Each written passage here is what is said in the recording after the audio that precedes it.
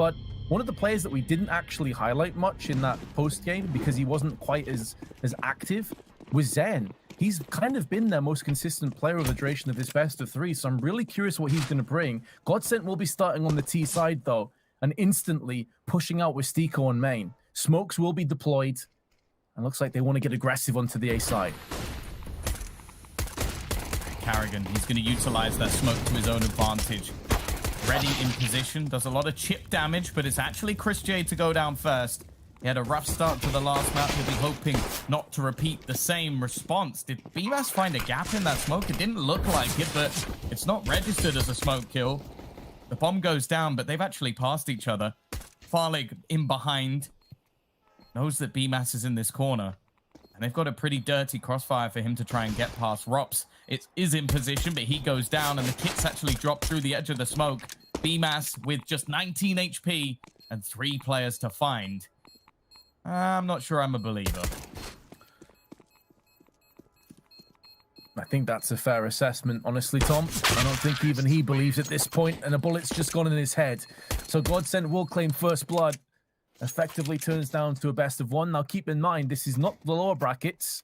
Both teams won their first game, so elimination is not beckoning for one of these two, but it will put them down for lower brackets. And considering you have teams like Liquid and Astralis, actually, I think Liquid just got eliminated earlier. We weren't casting it, but I'm pretty sure Astralis won that 2-0. Yeah. And you have Furia and G2, which has gone to a third map, potentially. Yeah, there's a lot of teams that you probably don't want to hit in the lower brackets. You'd rather just keep going through to the playoffs.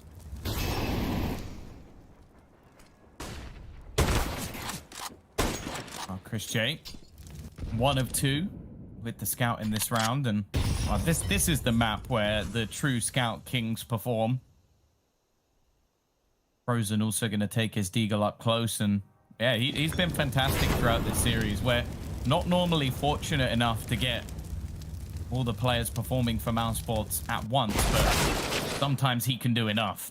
Already getting a first pick, but it will be traded out by Stiko. Madden has taken damage already, as previously mentioned, so this round is looking more and more likely as the seconds go by for Mousesports to try and pull something out. And there is Rops, the secondary scout, to put him down. A man advantage now, still a couple of rifles remaining, but GODSENT with a lot of work left to do. Tons of work. Oh, even more. Chris J puts Farlig to the scout, and then the deagle work from BMAS is just as good. Sweet shots connecting, and it's turned sour for GODSENT. Stiko has to back away on 29 HP. The only thing that you can look in a positive manner is he has the bomb, but I don't even think he cares. I think right now his primary concern is saving this Galil and keeping himself alive come the next round. Mousesports have done a phenomenal job of not just holding the line, not just repelling back GODSENT, but only losing Frozen. This just allows them to stack so much more money in their back pocket and start off training the best possible way. Counter-terrorists win. Yeah, somewhat ridiculous how easy they made that look. The scouts coming up trumps. I mentioned it's a map where they thrive, but the shots they're connecting are somewhat ridiculous, and Chris is not going to let the last map get the better of him. Of course, it was one that they won, and he was definitely a big part of that towards the end. Of course, now for the side of GODSENT, going to try and perform some magic of their own. Already, though, both players taking a tag. Rob still with the scout. In fact, Chris has kept his as well. Neither player upgrading, only a single rifle bought at least. And the one that was saved has already switched over potentially back into its rightful owner's hands. However, Frozen is there to deny it. Have they spotted Zen, though? He's got very far. Now they have, but he splatters Rops in the process. And can try and cordon off the areas of connector. Carrigan takes some nade damage, and Zen puts the deagle to use again. Chris J and Frozen at least stand their ground to silence the kill streak of Zen. But now Stiko with the Galil, the saved Galil, the antique Galil from the start of the game, has now brought it back into close proximity. Now Frozen has a beautiful one-tap onto Farlig. My goodness, he was already tagged, so it feels like a bit of overkill, but he definitely gets some style points. What I was going to also say is he has a kit and he has enough utility to actually potentially fend them off for this retake. If he can smoke the site and tap the bomb, draw one of these two out to the open, it's doable, but they've caught him in transition, and Frozen will be locked in place. GODSENT do double up their round tally, and just as I was saying, it was the perfect start for Mousesports on train, it's quickly turned into a nightmarish situation. A very early pause coming up for GODSENT, probably knowing how important this round will actually be.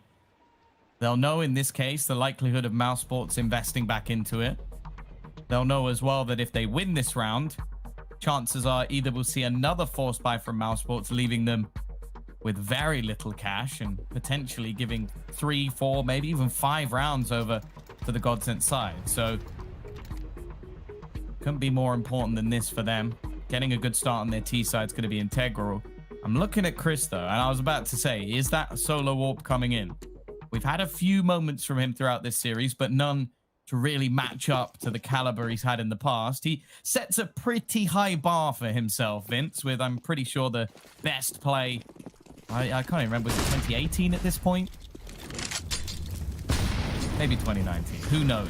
Ridiculous nonetheless. Lots of utility damage. And actually, the flashbang's perfect. Unfortunately, Carrigan doesn't realize that there's multiple enemies to find. Chris, however, is looking to put that up to good use.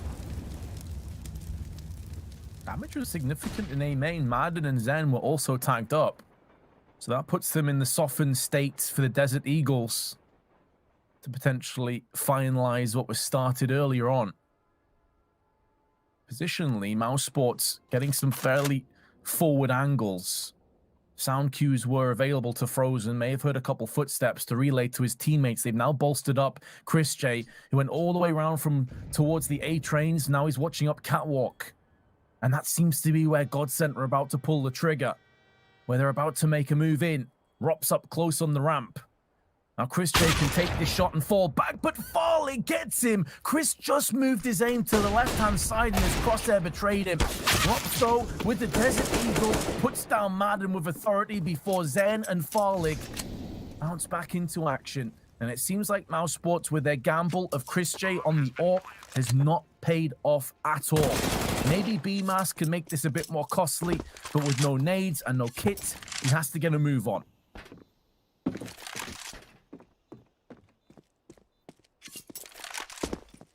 He'll save the AWP at least, give them a beacon of hope, something to play around in the next round, and even in that next round, they might have the possibility of either utilizing it in the same regard they attempted this round, or just saving it into the next. For the side of GODSENT, no worth in hunting. Sure, getting rid of that AWP would be magnificent. Put some extra cost into Mousesports, nullify them likely for the next round, but their own economy in the bin, not worth it. Not worth it at all. They will, however, take the 3-1 lead, and this time getting off to that strong start. It was a round that was a bit too close, and the problem is, with that all being saved, the one big risk is that if someone managed to gain some super style points, managed to get themselves into a powerful position, although there's not much invested, there is a possibility. It's taken them a long time to juggle that weapon around to Chris J, though, so maybe the chance of an early start is slim. And you have to bear in mind, next round, his money is actually not going to be that great because he's bought Kevlar here. That's true, but we did see SpeedHack with an AWP earlier, and Pistols make it work on Inferno. Different ball game, different circumstance, different adversaries, but the same start. Chris J with one, flicking in for a second, keeping himself alive, keeping a foundation for his teammates to work off. But finally, that foundation has been demolished, and it's the high ordnance of a grenade that finishes him. Farlig with the M4 now, locking it down from E-Box, and Rops and BMAS at least in position on A. As GODSENT have kept it one-dimensional, they'd already somewhat fully invested and committed out to the site. They have enough time to repel back towards B, but they're not sure if Mousesports are maybe funneling in a player behind them. You can see they have second thoughts about this. Madden was checking just behind from spawn, but now that Rops has shown his hand on site, I'm pretty sure they know both the CTs are here, and they will dispatch them. GODSENT 4, Mousesports 1, and as you said before, Tom, with Chris J buying that Kevlar, 3.8K. I assume this is just going to be a scout. I imagine that's what Chris J would go for in this round, and for him, that's not too much of a detriment. That nade, though, from Madden actually makes a huge difference. It's not one that's going to be commonly thrown from him, but something that has made things at least a little bit more possible. What a start from Farlig, though. He gets tagged in response, but that's absolutely fine. And this is exactly what GODSENT are going to need. They need this young Dane to be finding them openings. It's not an easy thing to do versus Mousesports. If he's performing to a high standard, that could be enough. Chris J, though, just goes running out and finds the trade on the scout. It's going to be a battle I'm excited to see between the two AWPers. And sure, in this round, Chris may not have his in hand, but let's remember, at least for myself, there are a few iconic players with this gun. I think Searson might have made a name for himself recently, but Chris J will always be daddy of the scout. Scout J, indeed. There's a few pretenders out there that want to take the crown. Chris, he still reigns supreme as far as I'm concerned as well. I remember watching him back on Dust 2 years and years ago with the Scout. Nobody ever came close. The guy is still a monster with the weapon. And he's also one of those players that transitioned well across from that jumping and accuracy when it was put in. Obviously, the Scout used to be ridiculous for its jumping accuracy. But back into the game itself, he did weaken up Zen, and Rops finished him off. Chris J now puts the Scout in for another one. Another tag. More ADR. More damage inflicted. Hemorrhaging Stiko pushes up close on Connector. BMAS is smoked off. Flash is good, but so is the return fire. But Stiko's giving up his back, and it allows Frozen to pivot in position, and he will shut down Stiko. From behind, he strikes. AK picked up. More than enough time for the defuse. And they've made this pick and mix buy work. But, Tom, it cost them 4 lives. And whereas GODSENT comes straight back in with a solid buy, you will not be able to say the same for Mousesports. Yeah, that's the worry once again. We might have to see another scout coming out onto Chris J because he doesn't have much of a choice. He did superbly well. Another honorable mention, at least in my mind, is going to be MBK. I think the two of them with the jumping scouts were both geniuses, but also horrifying. Like, you loved to watch it, but hated that it worked. I think they even admitted that at the time. I think that's why I respected most. They went, yep, this gun's BS, but I'm going to use it because I want to win. Which, right, exactly. If you get mad at that, that's your fault. And it was MBK that was typically the absolute nightmare on B-App side of Mirage and CT. He just kept jump scouting for days. Like, it's the most annoying thing in the world. Like, but here we go. Mousesports do have a bite together, and it's that same combination again, working in tandem. Stiko and Emmy sent packing. The last couple of rounds have really been a lot of assists, a lot of damage for Chris, but I'm sure his teammates will take that all day long. 3 kills for Rops. Of course, he still has to convert them. This crossfire is also going to make things pretty rough. In fact, Rops, he was the man who was in upper B. Bear that in mind. That was about 20-odd seconds ago. So I'm running all the way around to spawn onto Ivy, almost playing a rotational rifler. Not the most common thing in the world. We normally talk about that with AWPers. But hey, Rops can do the job. He can take that star performance. And this is what I mean. He was here one moment, and he's here the next. Complete opposite sides of the map. But the Estonian still reigns supreme. Just as we were building up this narrative about how Mousesports... Yeah, it's not too bad, is it? Definitely take that for the CTs.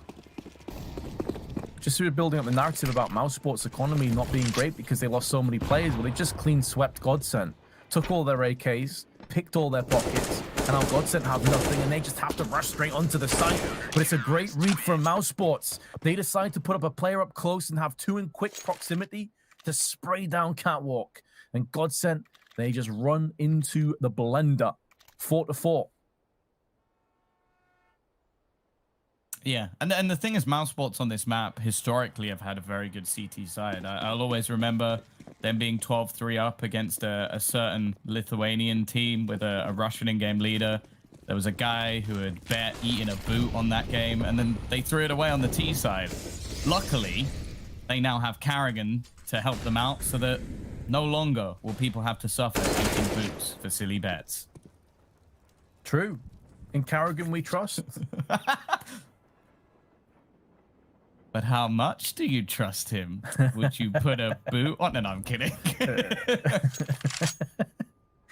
Maybe of the chocolate variety. Sure. Yeah, that's fair. That's fair. Oh, Frozen. Frozen's found the tip on. Look at that overkill. Man's like, get out, you dirty little rat. Not today.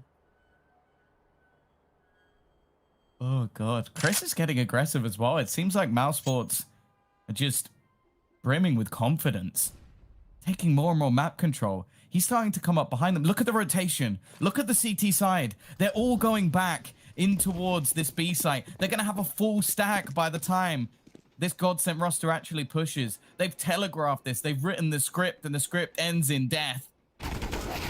It's going to be Rops with a double. He may not even need the support. Carrigan now pushes through. Surprise, we're all here. And this time the lights haven't come on. The balloons haven't been risen. It's a sort of surprise you're not going to want for your birthday. And this is falling into the same kind of category and the same kind of sequence as what we saw in Inferno, where it started really well, and there's the overkill moment. It started really well for GODSENT. Remember, they won the pistol, then instantly Mousesports come back with a second round win, and then they lose, and it just resets their economy. It took them a while to get stabilized, but since they have, it's went from 1-4 to 4-5, and Mousesports have had a ton of very easy, straightforward CT rounds. So even though it reads 5-4 at the top of the scoreboard, I don't think that paints the full picture of how one-sided this half has been. Now, if Madden can continue to connect headshots like that, then maybe I'll shut up. Maybe then we'll have an interesting half on our hands, but Carrigan, not interested in that. He wants to make this as one-sided, as brutal, and as oppressive as possible.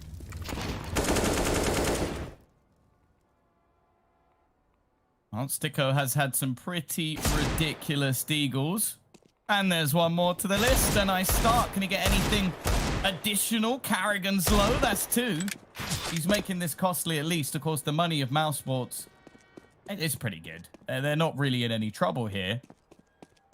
But 12 HP and a couple more shots like that, maybe, just maybe, Sticko can pull off something ridiculous once again. He got a 2-for-1 earlier. He now wraps around and spots Frozen, and Frozen will end the mania that Sticko was beginning to start.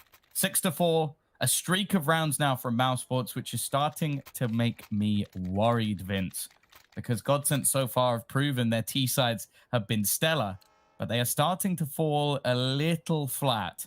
And I think they're going to need someone like Farlig to potentially open the round with a tasty little AWP shot. He did that earlier in the game, but since it seems the players on Mousesports have all stepped up.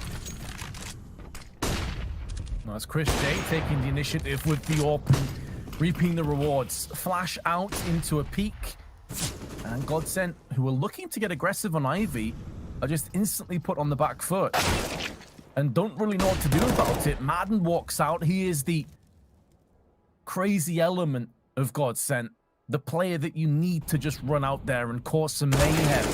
So the fact that he's been leashed so easily and collared back up again from Mousesports will be another worrying trend. Now, Sticko did a lot of work in that last round, not in terms of breaking the economy down, but actually he took away a few AK-47s from Mousesports. Now they only have 2 of them in their hands rather than 4. And he's gone one better. Rops has been dispatched. Smoke tossed down. Flash is also out. And that can draw away one of these CTs from the A side towards B. And in doing so, maybe GODSENT can divide them and conquer them. They have gone up again on Pop Dog, though, and it's that man Frozen. He got shut down from Madden last time around. Does Sticko expect it? No, he doesn't. And Frozen puts a bullet into him and opens the round back up for Mousesports. BMAS can just hide in position. Doesn't have to move out into the open. Hell, they could even give this plant up. It's fine, because the round should be falling under their way. Emmy, the IGL, is going to go in for 1, but Chris J gets him on the side swipe. And Mousesports will be successful with another post plant. I feel like Sticko just had like a crap your pants moment. Like he goes for the little jump spot to try and see if there's anybody and spots a whole man just stood next to him like, oh dear, there's no way I get out of this spot alive. Unfortunate. And again, Frozen and Chris J, in fact, in this round played super aggressive. I feel like this is turning into not necessarily a level of disrespect, but just they don't have any fear of this GODSENT side. they will happily push Ivy. They'll happily push up Pop. They've taken main many a time. You saw Carrigan in this round even attempted. That was one of the players they lost. And playing relatively audacious angles, because at the moment in the individual duels, they're winning the majority of them. They're trying to get aggressive here, but Stick Coast push, it means absolutely nothing. BMAS now starting to step up to the plate after a slightly slower game. Nice nade as well onto Zen. He has been out of this one for the last few rounds, and Frozen is just not letting up. He's been relentless the entire best of three, really. Mr. Consistent. Zen has been typically the player that's gone up against him the most, but it does seem Zen is having a rough game now, 6 and 10. Not quite able to keep up the mantle. Has been a bit of a marathon of a best of three, though. Each map has been close. A lot of timeouts and tactics being thrown in the mix as Madden brings it back into a 3-on-4. Carrigan takes damage but holds his nerve. Holds his resolve, and Farley has been put down. Madden now goes in again, but he is the last man standing. His teammate of Emmy was culled elsewhere. And Mousesports have secured a lead going through into the second half. Whatever happens from here on out, they can just build up that lead further and further in their advantage, and it's looking a little bit grim for GODSENT. As said, this is becoming more and more terrifying based purely on the fact that we are now starting to see plays from the Mousesports side that they should never be allowed to make. Look at this kill. Look at where Carrigan is. Like, he's all the way out in main killing players on Ivy. Rounds before, we've seen them push up the ladder. Like, there is taking a main control, for example, and then there's doing that. You only do that if you are feeling very confident that there's nobody waiting on the other side, or if there is, that you win that battle. And now they're even going to have a double up setup in Rops, someone who can definitely don the AWP. Not something when he first burst onto the scene we necessarily saw too much of, but he's definitely been slowly elevating his game, adding in more angles, becoming that true superstar. And he's about to come under pressure, but you can see the CT side are already rotating into support.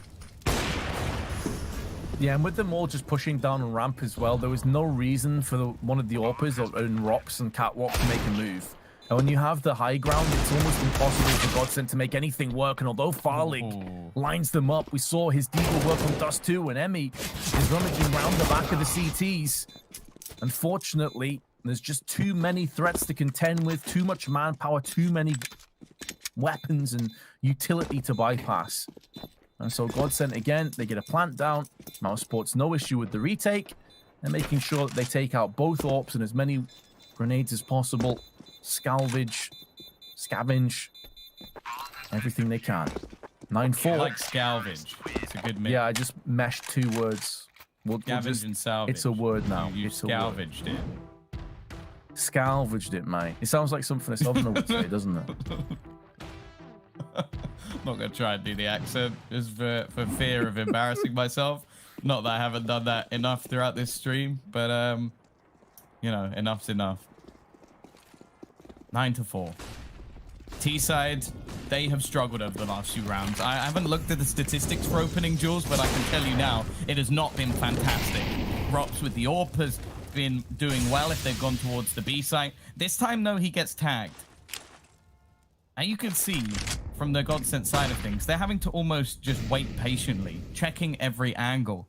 The problem being, though, is whenever they seem to be pushing, they haven't had a huge amount of default rounds, mainly because if they do, they seem to get pushed and lose the duel. But more importantly, what that means is so much map control can be taken every round. Already, A main is a safe haven for this CT side, and they're patiently waiting. Carrigan, he'll only get himself one. Maybe not quite enough for the situation. Rops is going to have to fall back, and an after plant position seems inevitable. They're going to try and throw out some utility, but actually Frozen has already managed to get a pick back in. He finds the kill onto Madden. I'm starting to wonder how he even managed that. Madden was waiting for him, or at least it seemed. Not going his way at all, and now Frozen just looking to try and clear the upper walls. If he wins this battle, the round is done. There are now players completely surrounded on the GODSENT side. They've got to try and swing in all directions, knowing that Frozen's coming in from behind, goes in for the no-scope, and Bemis now finds the kill. It is done in a matter of seconds, and this man, again, has been phenomenal. And I don't just mean in this map, I mean the whole series. Yeah, he's been a man possessed. Before coming into this map, he had 52 kills and 36 deaths with 95 ADR and a 1.3 rating. Very, very impressive, and he's not slowing down. 15 and 7 in this game. What I've loved to see, though, is Chris J. He's been pretty disappointing in the first two maps, but here on Train, he's been connecting tons of shots, lots of ADR on top of it, and he's having a solid performance for his teammates. Mousesports already with 10, and GODSENT, not a great deal of utility on Emmy or Farlig. The rest of them are okay. Having said that, though, I mentioned this point earlier, Tom. Once Mousesports stabilized their economy, this quickly got out of shape. This is now 9 rounds in a row, I'm pretty sure, to Mousesports. And it's been that one-sided, that confident. Nate's coming down into Popcorn. GODSENT have got the first pick, but can they finally grab on top of one of these rifles and finish the half with 5? Correct. It was 4-1. This time the patience is there, though. I like this. GODSENT, the problem is it's taken them too long to realize.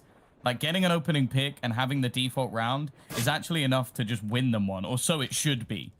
We can't count out the remaining players just yet. It's not like Frozen and Chris J have already hit the deck, and BMAS we saw in the last map, he had some pretty impressive rounds. They're actually not in bad positions either. Seems like, again, though, the T's have been patient, but I don't know if Farlig actually spotted BMAS. This is going to leave them slightly, well, maybe caught off guard. Farlig will throw in the flash B, but still BMAS gets the kill, looks away, and he manages to get the second in a split second. BMAS has just killed 4 players, all with headshots, and Chris J will finish the job. I mentioned he had a good first map, a little bit quiet for a moment, but that round was ridiculous. We go off to the second half with BMAS brimming.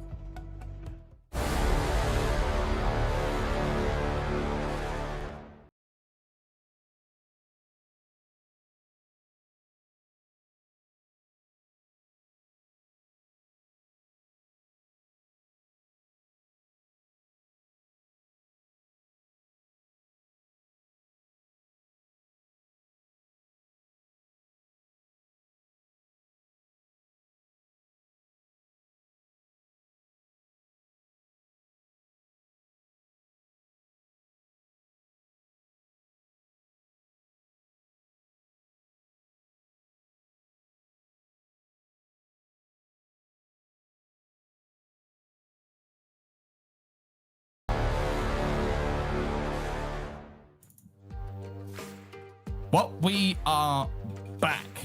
We have got ourselves a ridiculous clip from BMAS. We wanted to see that from his point of view, and well, all headshots and a pretty ridiculous way to end the half. And as said, he was one of the sort of quieter members of this Mousesports side of thing, and they are now 11-4 up. They go on to the T side, and unless we get some QB fire flashbacks coming out from GODSENT, Vince's heart will probably survive.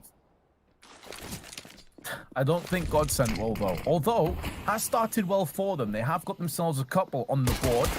And with a 2-player advantage, the damage has been inflicted, and Farlig goes in for more. Leaving Rops.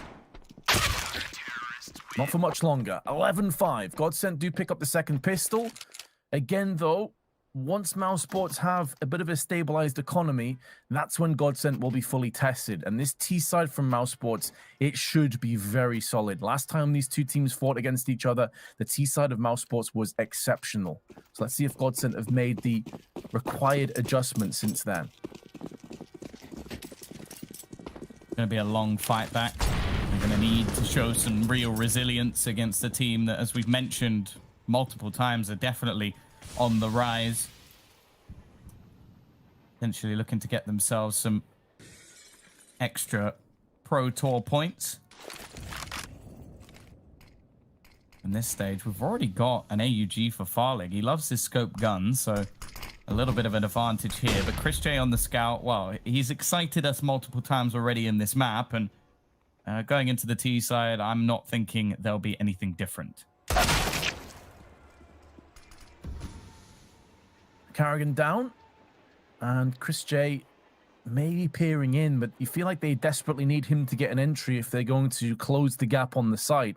Farlig has an early ball, a great weapon, and it is Chris J. He has had the impact that they were looking for. Farlig now has to try and get up close with the Org, trying to deny the bomb plant. Somewhat surprised that Frozen fully invested down on that when his teammate died, but may have been so close to planting the bomb that he just wanted to go for the risk. BMAS, 11 HP, has already picked up one, but there's the side swipe in from Stiko, and no post plants will hurt Mouse in terms of their finances. GODSENT do pick up 6, and to put it in perspective and context as well, Tom, I just said before that last time these teams met each other, it was 16-8 to Mousesports, and the T side for Mousesports was solid. The thing is, it went 8-7, but GODSENT took a 4-0 start, and then Mousesports started to come back into it, so it was a very similar outcome to what we saw in the first half. It would be a shame, you know, if they managed to win both pistols and then lose the map still in fairly dominant fashion. The Glocksmiths have come through. They've already managed to find a couple of players. Still, though, there's been a response. It's not quite over just yet, but they might have caused more cost than I'm sure the side of GODSENT will be happy with. Zen at least using that AUG and picking up a triple. BMAS, 1 Glock versus the world. Not sure he's going to be able to do this one. If he could commit some utility from GODSENT, that could be a mini victory.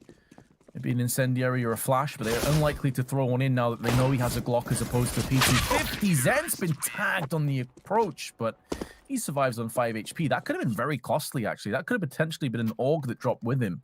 So nice try by Mousesports. As you said, still way more costly than GODSENT would have hoped for. Now Mousesports come straight back in, and not only did they have the purchase, but Chris J's already got his hands on an AWP.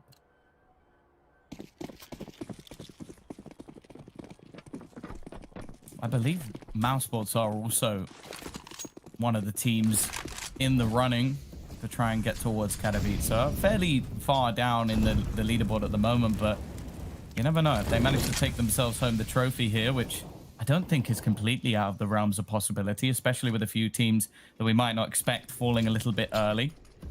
Bear in mind, Gambit are one of the first teams to get through to the playoffs alongside Heroic, and Astralis are still in that lower bracket, which, well, they've already lost once. Who's to say they won't again? Obviously, they're one of the teams that's already qualified. Emmy, though, while completely blind, is going to kill off Rops. It's a rifle to the deck, but one he can't retrieve because there's a Lithuanian standing in his way. BMAS, he is just coming into form, it seems. A double entry onto the A site, and that gives a lot of control. Just look how far Frozen has got. This man can't be allowed to have this much space, otherwise he will punish. He's being patient. He's trying to gain more. He wants more than just 1 kill, and he might just get it. But Zen actually gets around the corner. However, I don't think it matters. It's Zen versus the world. 1 versus 3. Molotov keeping him at bay. Grenade will be nowhere close to exploding anybody away from this round. So the Finn in a 1v4 got 1. It's a nice effort, but now he has to save. He has to pull the plug. Mousesports will have a 5-round lead again. This is where the established economy could start to come into play. Now, GODSENT have enough funds with this save gun to get a half-decent buy into effect. Will be a couple players pretty low down there. Curious to see what they get involved. With a Deagle in the hands of Zen, he could even drop that across to one of his teammates if they don't want to fully invest. But make no mistake, Mousesports are in a commanding position now. GODSENT have their work cut out for them. And this is where I do worry a little bit with the whole new addition, with Emmy coming in and not having a lot of time to really gel together with strategies and tactics. When you're up against it like this and your default's not working as well as you'd hope for, how do you make a huge read on the fly? How do you get the troops into a position where they can feasibly battle back and maybe make this comeback a reality? Because for the most part, in the other maps, Tom, they've been leading. At halftime, they've been typically doing pretty damn good. And it's been Mousesports that have been coming back into the games.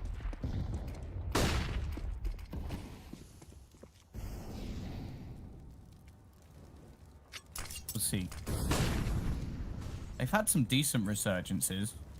Correct me if I'm wrong, were they not 9-6 down in both first halves? I feel like they just then came back in the second one. Yeah, GODSENT. I will double check. I feel like they were. I don't want to call you out, but I just want to check because I feel like they have had a few comebacks themselves and then got into the lead, and then it's been up to Mousesports. Because I feel like definitely in the first map, they did pretty well in that second half. Because it was 9 rounds in a row. Emmy, he will get the trade, but the trade in this case might not necessarily be enough. 12-7. Mousesports in the lead in this round. It's not a position that GODSENT will want to find themselves in. And again, the entries, the openers have been so good so far from the Mousesports side that it just doesn't seem like there's much GODSENT can do. What I wanted to see them do in this round, Vince, was actually take a little bit more control, which is what they attempted. The problem is Carrigan traded that very effectively. Yeah, he did. He seems to be that kind of IGL that he can entry, he can do multiple roles, but has no issue with throwing himself to the wolves if it as at the betterment for the rest of his teammates. Does it time and time again. He allows his teammates to flourish and shine as much as possible. 12 seconds though. Mousesports cutting this very close. Rops gets one. And the bomb under control with a low magazine on Emmy costing his life. Now Zen up next gets one, but Chris J answers back. You were correct, Tom, with the 9-6 thing. One of the maps though, GODSENT were leading 6-2. And Mousesports then came back to it. But the other one was pretty neck and neck up until Mousesports really started to steamroll ahead. And that's the thing, like that second half of Nuke, they managed to get 10 rounds on the CT side. Now, I don't want to take anything away from them here, but I don't think they're going to do that again. This Mousesports, since they've been on Inferno, have looked like a different beast. It's not just been a one-man show, because that was the problem. I feel like some of the players maybe came in a little bit cold, and although I do think that GODSENT in that first map pushed them to the limit, it seems since then that every single player's had their moments. Carrigan now has had multiple rounds where he's found them a double opener. He's leading by example, and this is something that I don't think he gets enough credit for. Is he's very, very good at just being a nuisance, like causing problems and then relaying that information and then maybe just taking control of the rest of the situations. The other thing as well is, luckily for him, is if his plays do fail, he has got plenty of players that can pull them out of any situation. We've seen a 2v5 come in earlier on with Frozen being incredible throughout. BMAS with that 4K headshot that came in just before the half ended. There's just so much depth to this team. And honestly, at the moment, I would say they're one of the most enjoyable teams to watch. Like, there's so much individual skill. And sure, when all of these players necessarily came into this roster, there were question marks asked of whether or not this would be one of the teams to challenge. And with the work being put in, we're starting to see some of the results coming out of Carrigan. And we saw from the interview early in the day, he's still looking at it and going, yeah, okay, we beat Liquid, but we could have done it better. And that mentality is what has made him one of the best for such a long time. And that's the kind of mentality as well that he will demand excellence from some of the youngsters. You know, some of these guys that are on the up, like Frozen, BMAS. I was going to say Rops. I mean, he still is a young guy, but obviously he's a lot more experienced now. He's been around for a little bit. But I think it's that kind of infectious lust for more, like lust for perfection, that can definitely rub off on teammates and make them all want to exceed expectations. They want to prove to Carrigan, they want to be feeling like he's proud of them, you know? It's that kind of a relationship, I would say. And it does definitely push forward teammates that otherwise may be a little bit slow in the uptake, maybe a little bit lazy and lackadaisical. Carrigan does not accept that at all. And now he will be coming in first, and it's an entry onto Stico. Nearly gets 2. Bit of damage to Madden, but he may have drawn away fire from 3 players who will stay in here for a little bit longer than they should be. There is a good smoke that's been put down. It is starting to fade. And Mousesports may look to play aggressively behind that. Excellent flashbang keeps them at bay, and Chris J's feet get blown out from underneath him. But now BMAS and Rob step back up again. They come out with AK frags, and I'll force them on the back foot. At range, the Chris J AWP will ring out, leaving Emmy 1-on-2, but Chris J's there again. And Mousesports will have 8 match points. Yeah, this has been an incredible performance. Even just looking at the fragging tally, Chris, the bottom fragger from the last, is now 21-10 with 7 assists. Everybody else has 16 or 17 frags. This has been a full team performance. Like, we've seen the individual of Frozen in the first map, the rise of the star performers, and then, well, Chris J just putting the cherry on the top for Train. And it looks like in this map, at least, the side of GODSENT have been outclassed. They're trying to go aggressive again. As said, I feel like this is their only response, to try and fight them before they get the chance to execute, before they get the chance to find these openers. They've got the starter. Now BMAS looks to fight back, but this time it isn't happening. The sheer level of aggression thrown in from GODSENT will gain them another round. An 8th onto the board at least, but it has been a long time since they've looked like they're in this map. Sure, yeah, it really has. And those kind of aggressive sort of just throw down and hope for the best mentalities, they may work once or twice or maybe even 3 times, but another 7 times in a row, it's very unlikely. And Mousesports will make the tweaks, they'll make the adjustments they need. They'll try and pivot off this and use it against GODSENT if they continue to play that way. 4 players on A again, flash into A main, garner a little bit of information, but Karrigan is here, flashbang over, and somehow Stiko loses that trade. Karrigan peeked around with a nade out. Stiko's got to get that kill. Yeah, he had so many impactful plays on the last 2 maps. Nuke in particular. It was a safe haven, and now they're just trying anything they can. It's fight after fight, and you do not want to go head-to-head with this Mousesports core. Frozen, he adds another to what is a ridiculous tally, and it is done. He ends on over 20 frags in every single map, I think averaging something like 24 or 25. He had a superb day, and well, I think it's lights out for the side